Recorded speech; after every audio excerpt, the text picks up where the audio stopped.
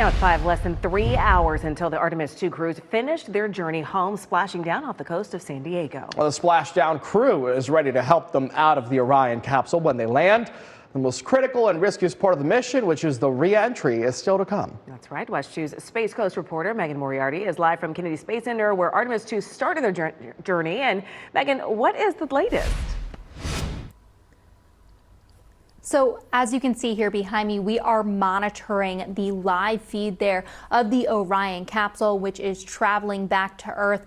Earth becoming larger as the moon is becoming smaller as they are sending their orbit that way. Now, in the next hour and a half, a critical moment will also be happening. The crew will separate from the service module. From the service module there. And what that does is it will then expose that heat shield that they're going to need to protect themselves. I want to show you what that flight path will look like as they re-enter Earth's atmosphere. So their peak heating is about 5,000 degrees Fahrenheit, with the average heat exposure to the spacecraft being about 3,000 degrees Fahrenheit. That's according to NASA. They'll officially re-enter Earth's atmosphere about 13 minutes before splashing down into the Pacific Ocean.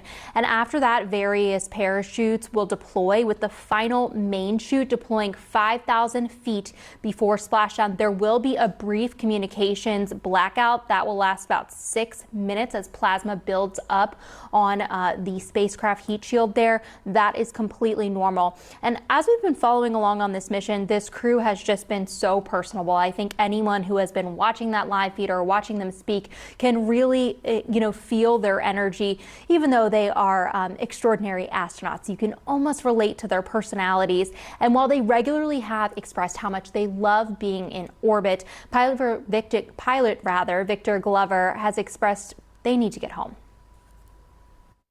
And one of the first press conferences we were asked, what are we looking forward to? And I said splashdown, and it's kind of humorous, but it's literal as well, that we have to get back. There's so much data that you've seen already, but all the good stuff is coming back with us. There's so many more pictures, so many more stories.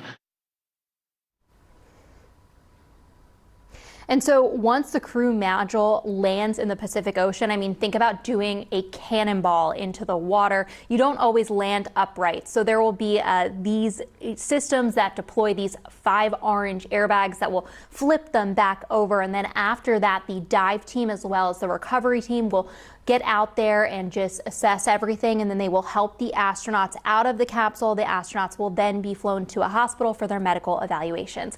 Covering the Space Coast live at Kennedy Space Center, Megan Moriarty, West 2 News.